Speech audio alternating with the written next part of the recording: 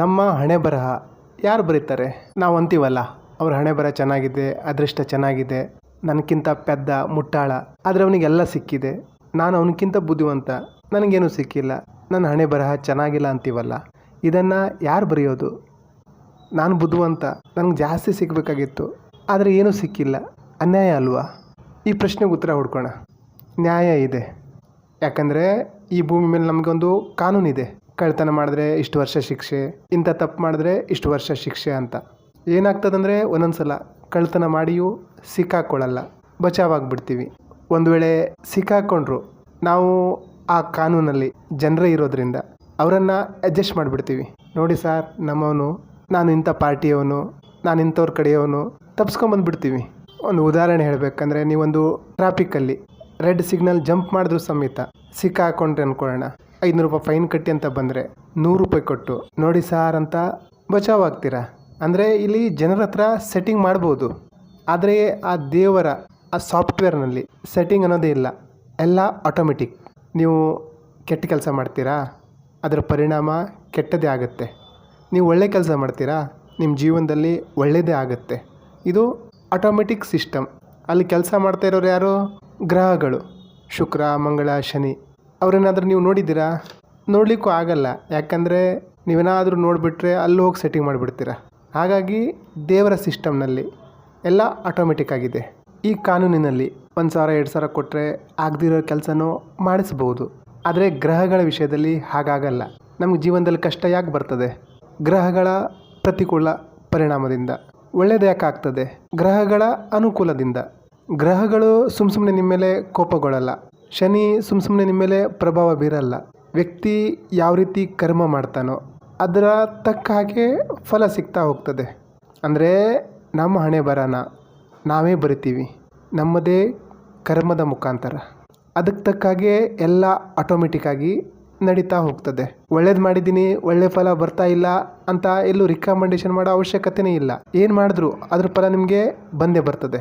ಏನು ಮಾಡ್ತಿರೋ ಮಾಡಿ. ಏನು ಮಾಡಲಿಕ್ಕೂ ನೀವು ಸ್ವತಂತ್ರರು. ಮೋಸ ಮಾಡ್ತೀರಾ, ಅನ್ಯಾಯ ಮಾಡ್ತೀರಾ, ಯಾರಿಗೆ ಟೋಪಿ ಹಾಕ್ತೀರಾ, ಏನು ಮಾಡ್ತೀರೋ ಮಾಡಿ. ಅಥವಾ ಒಳ್ಳೇದೇನಾದರೂ ಮಾಡ್ತೀರಾ, 4 ಜನರಿಗೆ ಉಪಕಾರ ಮಾಡ್ತೀರಾ, ಮಾಡಿ. ಎಲ್ಲದರ ಫಲ ಬರುತ್ತೆ.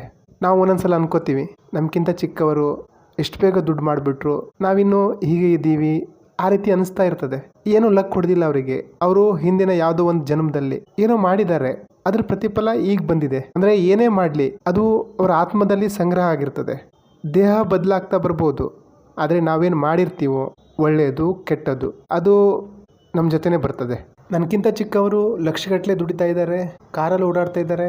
ಎಲ್ಲ ಪೂರ್ವ ಜನ್ಮದ ಅವರ ಒಳ್ಳೆಯ ಕರ್ಮದ ಪರಿಣಾಮ ಅವ್ರಿಗೆ ಈಗ ಸಿಕ್ಕಿದೆ.